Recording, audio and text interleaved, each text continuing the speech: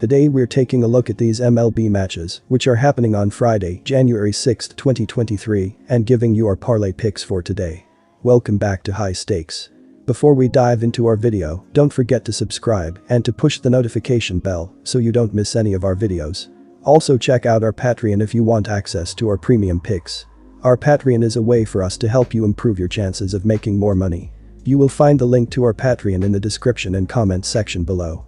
Spencer Strider had a rough start in his last game, but he has a track record of success. Reese Olson, on the other hand, has only made 2 starts in the MLB. In their last 12 games, the Braves have averaged 4.92 runs per game, while the Tigers have only averaged 2.33 runs per game. The Braves have also won 4 of their last 5 games against the Tigers.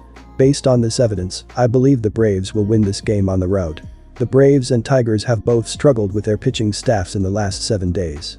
The Braves have a 4.75 team ERA, which is 20th in the MLB, and the Tigers have a 5.15 ERA, which is 25th. However, both teams have been able to score runs.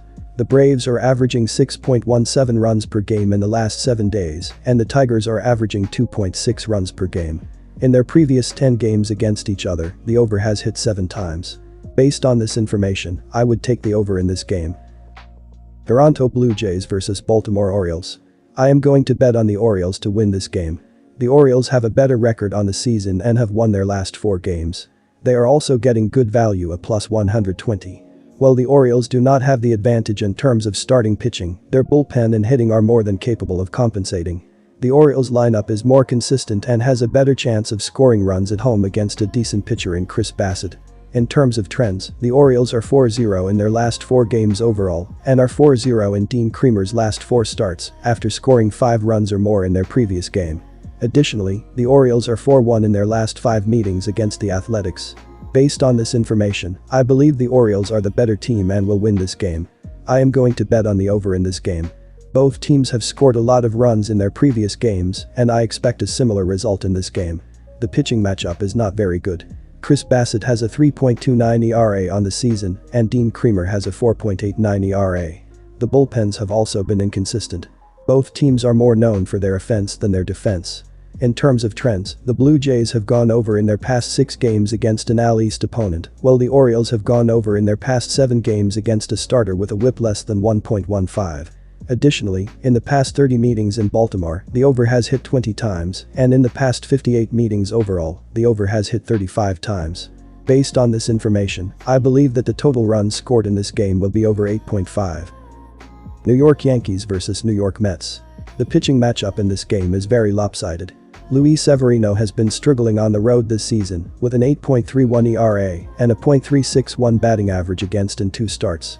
Max Scherzer, on the other hand, has been dominant at home, with a 0.50 ERA and a .153 batting average against in 2 starts at Citi Field. The Yankees have also been struggling at the plate, batting just .188 in their last 7 games.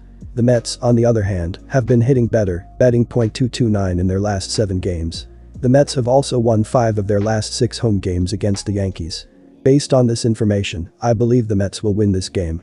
Even without the power bats of Pete Alonso and Aaron Judge, who are both on the injured list, both teams should be able to score enough runs to reach the over of 7 runs.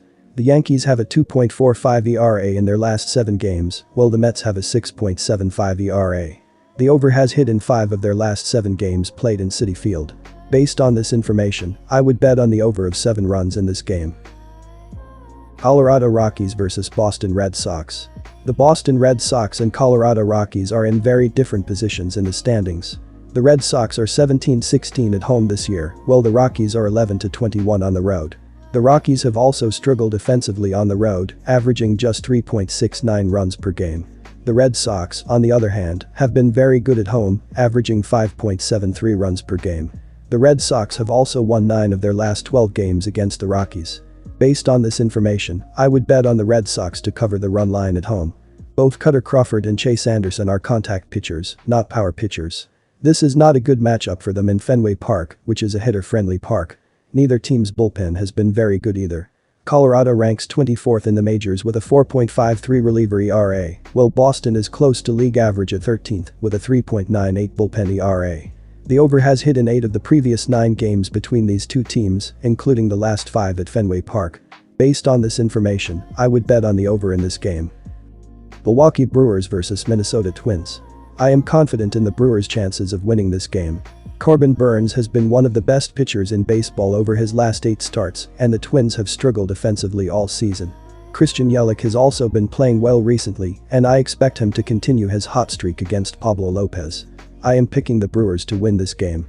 I am betting on the under in this game. Corbin Burnes and Pablo Lopez have both been very good pitchers this season, and their teams have both struggled to score runs. The under has hit in 7 of the Twins' last 8 games and 6 of the Brewers' last 8 games. This season, the under has hit in 57% of the games involving each team. I am confident that the under will hit in this game. San Francisco Giants vs St. Louis Cardinals. This is a marquee matchup between the Giants and Cardinals on Tuesday night. Both teams have notable starting pitchers, with Alex Cobb taking the ball for the Giants and Jack Flaherty taking the ball for the Cardinals. The odds makers have given the Giants a slight edge, with San Francisco favored at -110 and St. Louis at +100.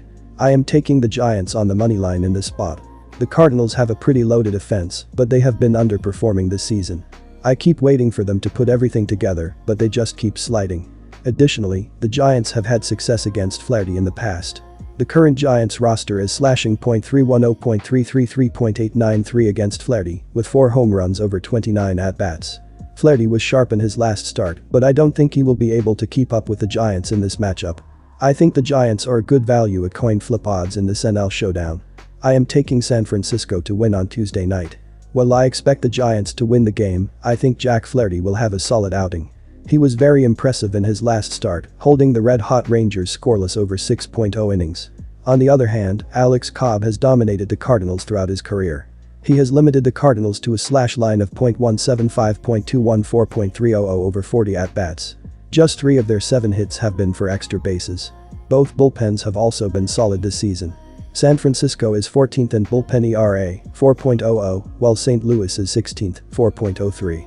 In terms of whip, the Giants are 6th, 1.23, while the Cardinals are 21st, 1.35. I think all signs point to a lower scoring game between two teams that have historically relied on pitching to find success. Pittsburgh Pirates vs Chicago Cubs. I am taking the Pittsburgh Pirates to win over the Chicago Cubs at +118 odds. The Pirates are currently leading the division thanks to a hot streak that has seen them win 8 of their last 11 games. They should be able to continue their success against the Cubs, who have been struggling lately. The Pirates have a solid lineup that should be able to provide run support for Luis Ortiz. The Cubs, on the other hand, are starting Jameson Taillon, who has a high ERA this season. While Ortiz has not been lights out, he has been good enough to beat a Cubs lineup that has only scored 2.4 runs per game over the last week. I am also taking the over in this game. The Pirates have a powerful lineup that should be able to score runs against Taillon. The Cubs should also be able to score some runs against Ortiz, who is a young pitcher who has not been pitching at an elite level this season. If both teams are able to score a few runs, the over should hit. Los Angeles Angels vs Texas Rangers. Jose Barria has had a lot of success against the Rangers in his career. He is 6'3" with a 2.58 ERA and 1.10 whip in 10 career starts against Texas. He has been particularly good at Globe Life Park, where he is 3-1 with a 2.55 ERA in 6 starts. In his last 3 appearances against the Rangers, he has not allowed a run in 8.2 innings pitched. The Angels have also been playing well lately. They have won 6 of their last 8 games against the spread and have a .287 batting average with a .494 slugging percentage in their last 5 road games. With Barry on the mound and the Angels playing well, I think the Angels are the better bet to win on Tuesday. 9-inning game. Gray has allowed only 2 earned runs over his last 21 innings while striking out 23 batters. However, the Rangers' offense has been trending downward recently, scoring 4 runs or less in 6 of their last 7 games. They have a .190 batting average over their previous 3 games. The Angels have gone under the run total in 3 of their last 5 games. Based on these trends, I think it's likely that this game will be a low-scoring affair. I'm taking the under.